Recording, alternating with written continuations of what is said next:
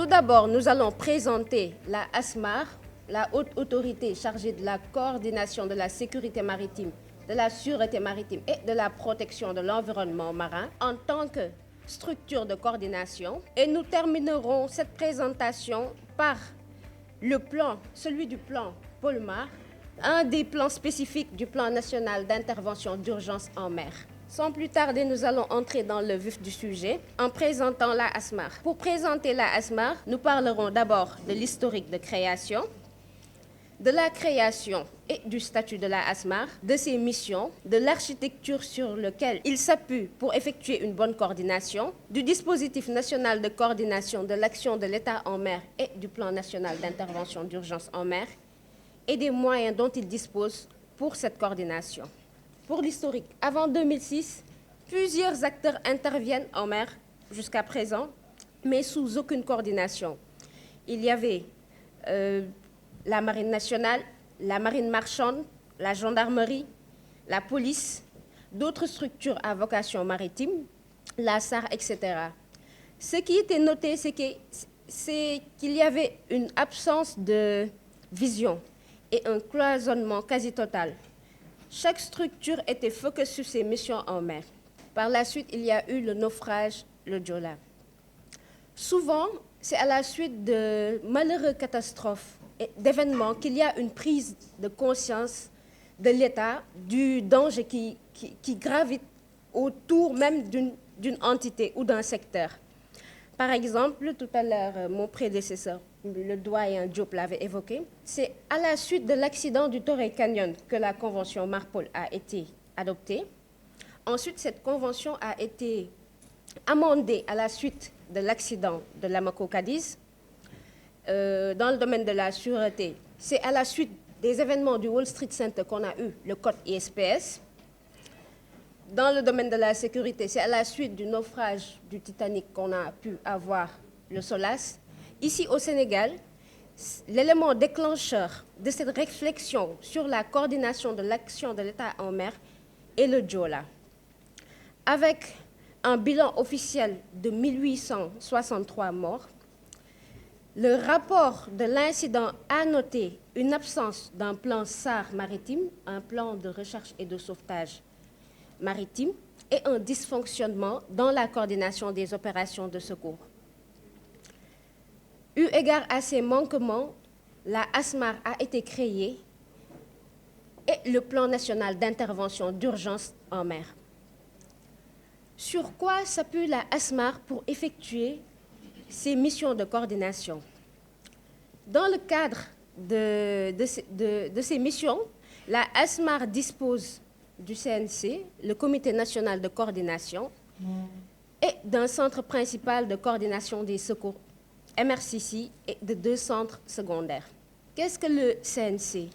Le CNC est un organe interministériel d'expertise qui regroupe toutes les administrations qui ont des compétences en mer.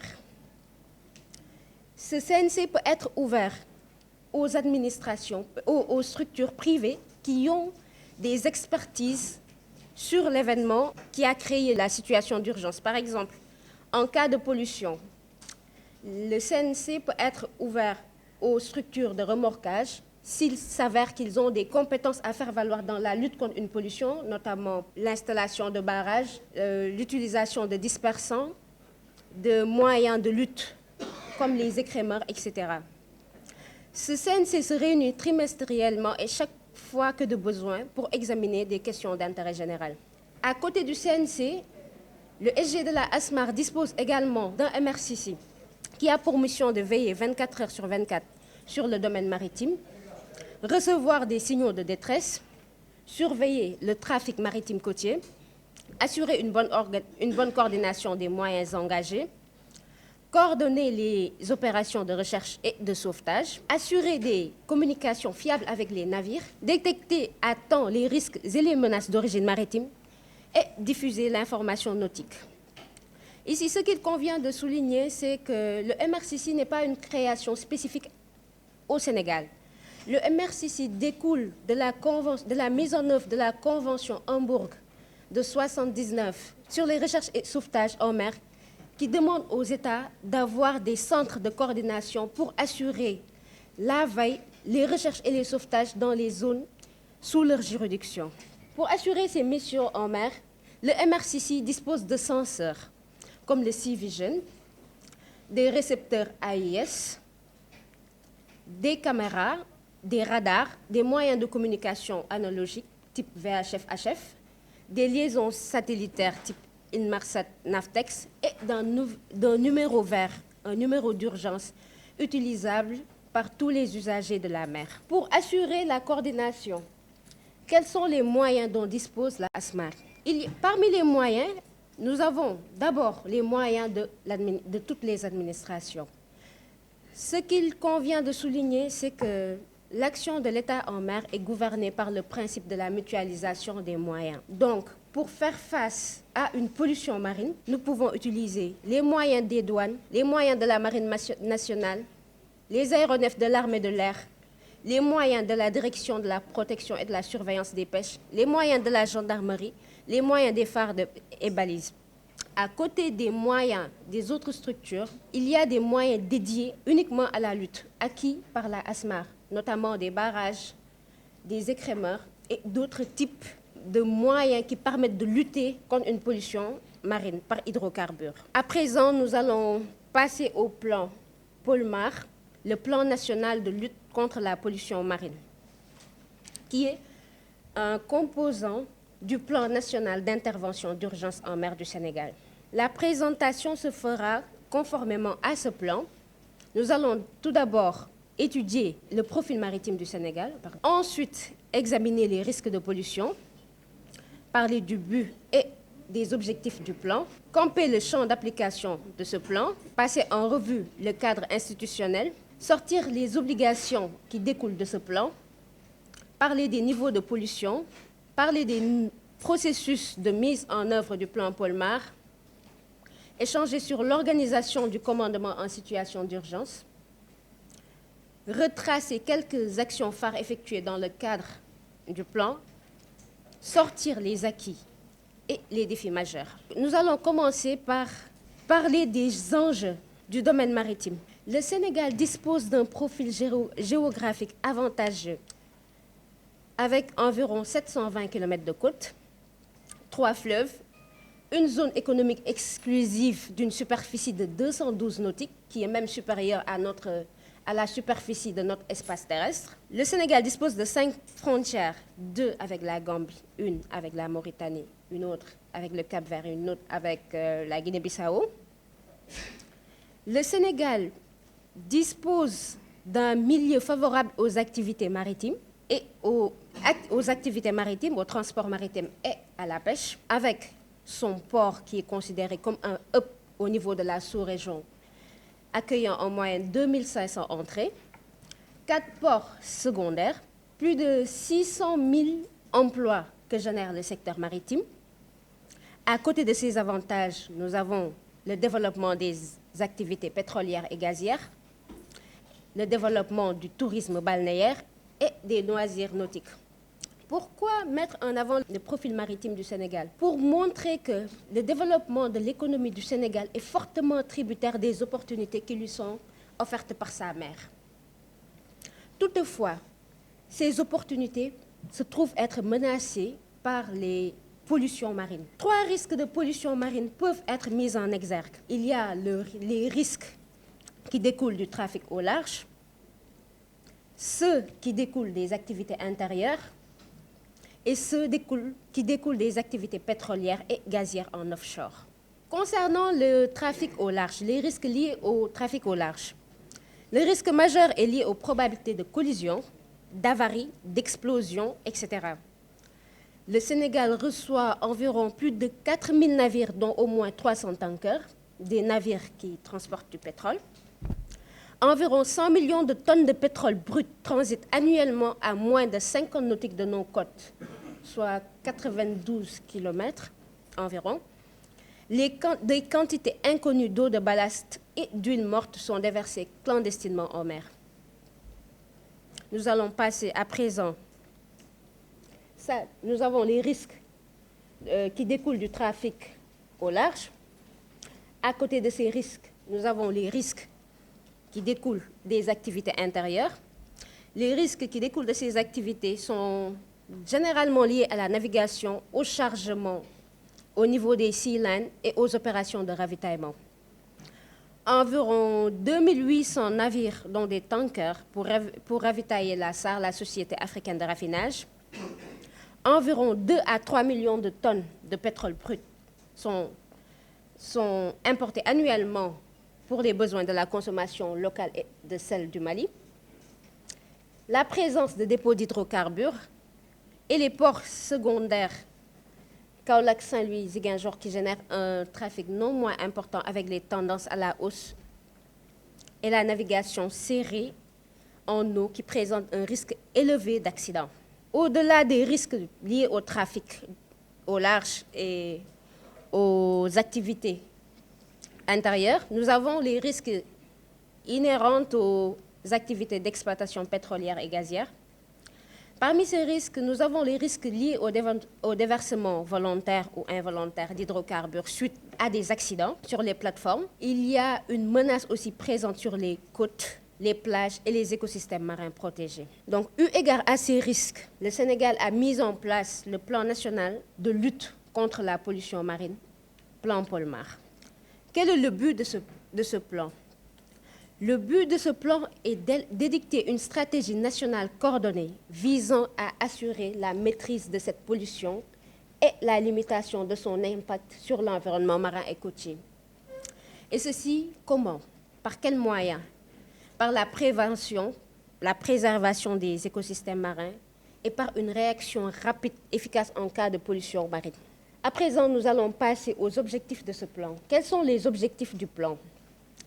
Les objectifs du plan sont d'abord d'identifier les risques, l'impact programme de la pollution, mettre en place un dispositif efficace, définir les normes et les procédures standards aux fins de la prévention et de la lutte contre une pollution marine, réduire les risques de pollution marine, assurer les conditions d'une bonne politique de prévention, limiter l'impact des déversements de produits polluants et développer une coopération. À présent, nous allons parler du champ d'application de ce plan. Ce plan s'applique sur les eaux sous juridiction nationale, conformément au droit interne et au droit international, et toute zone placée sous la responsabilité du Sénégal, soit par le biais d'accords bilatéraux. Il y a un projet d'accord avec les pays avec lesquels on partage une frontière maritime, à savoir la Mauritanie, la Gambie et la Guinée-Bissau, pour ce qui concerne l'assistance et le partage d'expertise en cas de pollution marine. Le cadre institutionnel. Le SG de la ASMAR est responsable de la mise en œuvre du plan Polmar. Au niveau national, ce plan Polmar est un cadre de référence. Et ce plan aussi est actualisé avec tous les autres plans de prévention au niveau de la sous-région. Maintenant, nous allons entrer plus en profondeur dans le plan. Quelles sont les obligations qui découlent du plan? La plupart des obligations découlent de la Convention Marpol. Nous allons commencer par l'obligation de compte rendu sans délai au MRCC, qui doit être effectué par le capitaine et les armateurs des navires battant pavillon national, les commandants des navires étrangers opérant dans nos eaux, les autorités portuaires et les responsables des installations offshore, industrielles ou de stockage de produits polluants. Donc, ces acteurs sont tenus de rendre compte de tout événement de pollution observé en mer ou toute suspicion de pollution observée en mer ou bien même un risque de pollution. À côté de l'obligation de compte rendu, nous avons l'obligation d'élaborer des plans sectoriels de lutte contre la pollution marine. Ces acteurs précités ont l'obligation d'avoir un plan de prévention et de lutte contre une pollution marine par hydrocarbures, ont l'obligation également, dans le cadre de ce plan, de disposer de moyens de lutte niveau 1 et niveau 2. Nous reviendrons après sur les niveaux. et la quantité dédiée au niveau. Les niveaux de pollution. Pour une meilleure gestion de la pollution, les pollutions sont graduées. Il y a le niveau 1 qui correspond à une pollution inférieure à 7 tonnes. Le tiers 2 qui correspond à une pollution comprise entre 7 et 700 tonnes. Et le tiers 3 qui correspond à une pollution supérieure à 7 tonnes. À présent, nous allons passer au processus de mise en œuvre. Lorsque le commandant ou l'armateur ou l'autorité portuaire informe le MRCC d'une pollution, d'une suspicion de pollution ou d'un risque de pollution, que fait le chef du centre? Il réceptionne le compte rendu, vérifie l'information, évalue, autant pour moi, les risques pour voir si l'information est avérée, avant d'en faire une notification aux autorités concernées. Concernant l'intervention, le tiers 1, qui correspond, je rappelle, à une pollution inférieure à 7 tonnes, est géré au niveau sectoriel. Donc, il appartient aux opérateurs ou à l'acteur concerné de coordonner une pollution, de lutter contre une pollution de tiers 1 dans le cadre de son plan sectoriel de prévention et de lutte. Au tiers 2, la coordination de l'incident se fait respectivement avec l'acteur concerné par le biais de la mise en œuvre de son plan sectoriel, assisté du délégué de zone. Et au niveau 3, la coordination est confiée au coordonnateur national du plan, qui est le secrétaire général de la ASMAR, assisté du comité national de coordination et du MRCC. Là, nous avons l'organisation du commandement. C'est ce slide-là que j'ai détaillé tout à l'heure. Une fois que le plan est déclenché, c'est-à-dire le tiers 3, une pollution supérieure à 700 tonnes, la configuration c'est cette configuration-là qui est applicable en situation d'urgence. Le SG déclenche le plan et convoque le CNC. Le CNC, lors de la crise, s'articule en sections, 4 sections, une section de planification qui est confiée au SEM Marine, au chef d'état-major de la Marine, une section logistique, une section administration et finances, généralement confiée à l'ANAM, l'Agence nationale des affaires maritimes, et une section relations publiques et communication, qui gère tout ce qui est communication de crise de l'événement. Dans le cadre du plan, quelques actions phares ont été réalisées. Il y a eu des renforcements de capacité des acteurs qui interviennent dans le cadre de l'action de l'État en mer, par le biais d'exercices, des exercices Samarex. À la fin même de la présentation, nous allons visualiser une vidéo qui parle des exercices, qui traite de comment se déroule un exercice Samarex. Il y a des exercices sur table et des exercices en vraie grandeur. Ce sont les exercices en vraie grandeur qui sont les exercices Samarex. Pendant ces exercices, on simule un incident pour dire que le navire Kosama est attaqué. Ensuite, les terroristes ont créé une pollution d'une grande envergure. On soumet un problème. Et là, on voit comment est organisé l'État pour faire face à ce type d'incident de sûreté, ou de sécurité, ou de protection de l'environnement marin. Ensuite, nous allons parler des acquis. Pour renforcer le plan national d'intervention d'urgence, notamment le plan Polmar qui traite de la pollution marine, un atlas de vulnérabilité des côtes du Sénégal a été élaboré. À quoi sert cet atlas? Cet atlas recense les zones vulnérables de la côte. Tout à l'heure, à l'entame de ma communication, nous avons vu que le Sénégal dispose d'une côte de 720 km. Nous n'avons pas 720 km de barrage. Donc, il faut voir les points sensibles à protéger en priorité en cas de pollution. Cet atlas répertorie les sensibilités géomorphologiques, parce que c'est important. Il est plus facile de nettoyer une plage sablonneuse qu'une plage rocheuse. Il recense également les sensibilités biologiques les zones de frayère à protéger pour permettre la biodiversité, mais également les zones sensibles du point de vue socio-économique, soit parce qu'il y a une activité touristique importante ou c'est un quai de pêche très important, etc. À côté de l'Atlas, nous avons la création d'un centre national de coordination de la lutte contre la pollution marine, le CENPOLMAR.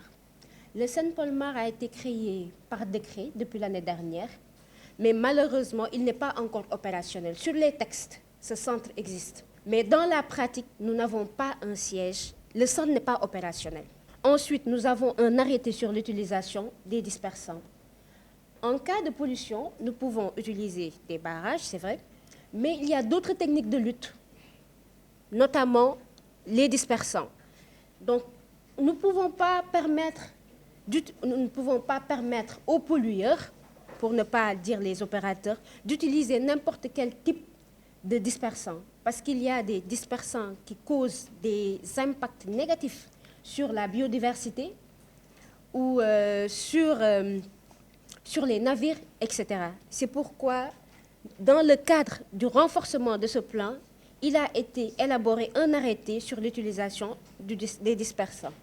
Quels sont les défis majeurs du plan Polmar? D'abord, le premier défi, c'est de faire élaborer par toutes les parties prenantes concernées des plans sectoriels de prévention et de lutte contre la pollution marine. C'est un grand défi. Et la ASMAD est disposée à accompagner ces sectoriels pour qu'ils disposent d'un plan sectoriel de prévention et de lutte en cas de pollution marine. Le deuxième défi est le renforcement des moyens de télédétection. Nous le savons, une bonne prise en charge d'une pollution est fortement tributaire de la promptitude de la réaction. Donc, une pollution de tiers 1 peut rapidement se transformer en une pollution de tiers 3, passer de 7 à 700 tonnes. Donc, la promptitude de cette détection-là est primordiale dans le cadre de ce plan. C'est pour cela que nous voudrions renforcer les moyens des moyens de détection de pollution, ça s'appelle des moyens satellitaires, etc. Ensuite, parmi les défis, nous avons la formalisation du plan de lutte contre la pollution marine qui impacte les emprises terrestres en Polmar terre. Malheureusement, il se trouve que dans la plupart des pollutions qui commencent en mer, la nappe évolue rapidement et impacte les littorales. À cet effet, le Polmar mer que je viens de présenter ne peut pas être utilisé à terre.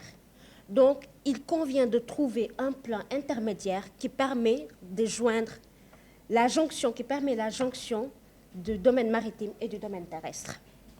Et enfin, parmi les défis, nous avons le renforcement des équipements de lutte contre la pollution marine et la mise en place d'une unité dédiée à la lutte. Pour le renforcement de ces équipements, nous avons tous les équipements de lutte contre la pollution marine sont les bienvenus, à savoir des barrages, des absorbants, des dispersants, etc. Me voilà au terme de la présentation, mais pour une meilleure visibilité des plans, nous proposons de visualiser une vidéo de l'exercice Samarix 2018 qui montre comment le Sénégal est organisé en cas de crise, que ce soit une crise sécuritaire, de sûreté maritime ou de protection de l'environnement marin.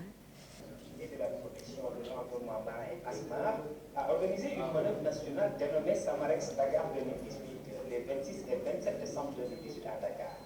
Cet exercice qui s'est déroulé aussi bien en mer qu'en terre, notamment à bord d'un navire à passagers à la gare maritime du port autonome de Dakar et à la base navale amiral Baye-Gassama, a permis de tester les mécanismes de conduite et de coordination par les parties prenantes du plan national d'intervention d'urgence en mer, PNIOM, face à un incident maritime majeur. L'ASMA est investie d'une responsabilité générale de coordination dans tous les domaines relatifs à la sécurité et à la protection de l'environnement dans les eaux maritimes et fluviales sous juridiction sénégalaise. Elle est le dépositaire de l'autorité de l'État et le délégué du gouvernement dans le cadre de la coordination de l'action de l'État en mer. infrastructures est placée sous la tutelle technique du ministère des Forces armées. La sûreté des espaces maritimes sous la juridiction nationale est une préoccupation majeure de l'État du Sénégal, dont le développement socio-économique est largement tributaire des opportunités offertes par la mer. En effet, ces espaces sont exposés à des menaces diverses et variées qui peuvent porter préjudice aux intérêts nationaux. L'objectif global de cet exercice était de tester les capacités des différents acteurs, parties prenantes, aux plans nationaux de recherche et de sauvetage maritime, plan SAR, de sûreté maritime, plan SUMAR, et de lutte contre la pollution marine POLMAR dans le cadre de la gestion d'une situation d'urgence en mer, et, ce faisant, de se conformer aux recommandations de l'Organisation maritime internationale ONU. Plus de 170 participants issus des structures étatiques impliquées dans l'action de l'État en mer, des organismes privés travaillant dans le secteur maritime, un navire à passagers du COSAMA, des unités navales d'intervention, la force spéciale mer, le vecteur aérien d'appui ainsi que la compagnie nucléaire radiologie, biologie et chimique NRBC, l'unité de neutralisation des explosifs NEDEX, le groupement d'intervention de la gendarmerie nationale GIGN, la brigade d'intervention polyvalente de la police nationale et le SAMU national étaient, entre autres, les moyens matériels et humains déployés à l'occasion de cet exercice qui a été conçu selon le scénario suivant. La marine nationale est informée de la présence d'hommes armés à bord d'un navire à passagers du COSAMA faisant route vers Ziguinchor avec 180 personnes, dont 165 Sénégalais, 8 Français, 4 Gambiens et 3 Bissau-Guinéens. Et s'en est suivi une prise d'otage de passagers. À cet effet, le Centre de coordination des opérations de la Marine nationale, qui est informé par la COSAMA, a mis en œuvre les procédures requises conformément aux dispositions du Plan national d'intervention d'urgence en mer. Le plan SUMAR, qui vise à apporter une réponse appropriée à la gestion des incidents de sécurité maritime, et le plan SAR, qui a pour but d'organiser et d'assurer un service de recherche et de sauvetage maritime, ont été déclenchés. Dans le même temps, le Conseil national de crise, CNC, a été activé et le poste de commandement de crise mis en place au Centre de coordination des opérations de la Marine nationale. Dès le signalement de la présence d'hommes armés à bord du navire Egen, le contact a été établi avec les assaillants pour des négociations qui ont duré plus d'une nuit et qui ont abouti par la libération de 5 des 15 otages parmi les passagers.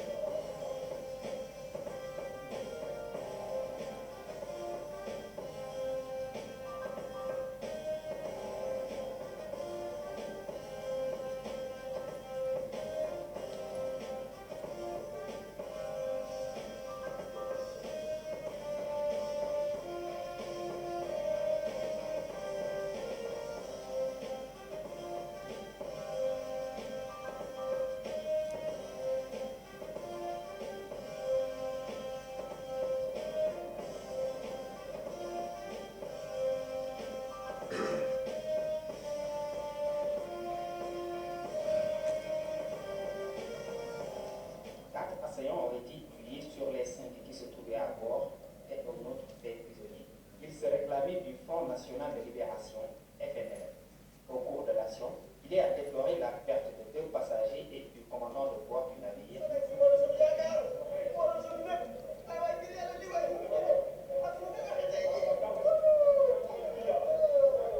Tous les autres otages ont été libérés. Une cellule de prise en charge psychologique a été mise en œuvre à la gare maritime pour une prise en charge spécialisée des passagers et de leurs familles. Parallèlement, la compagnie NRDC, le NEDEX, le GIGN, la BIP et le SAMU national sont déployés dans leurs zones d'intervention respectives. Le plan de sûreté de la gare maritime internationale de Dakar est mis en œuvre dans le but de parer à une alerte à la bombe qui a été signalée sur le site. À la suite de la maîtrise de la situation à bord, une explosion a eu lieu dans la salle des machines du navire.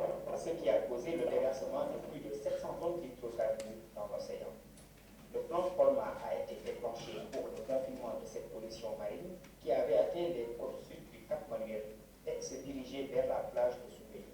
Face à l'évolution de la nappe vers les plages de Dakar, le plan Orsec fut déclenché à son tour en coordination avec les populations environnantes. Samarex Dakar 2018, une manœuvre qui en est à sa 3e édition depuis 2014, a été une occasion de nouer avec les exercices dans le cadre de l'action de l'État en mer contre tous les actes illégaux, terrorisme, piraterie, sabotage, toutes sortes de trafic et d'accidents ou d'incidents. Elle a permis aux différents acteurs non seulement d'évaluer les capacités du MRCC à coordonner un incident, la gestion de l'interface terre-mer, la coordination CCO marine. Merci. C'est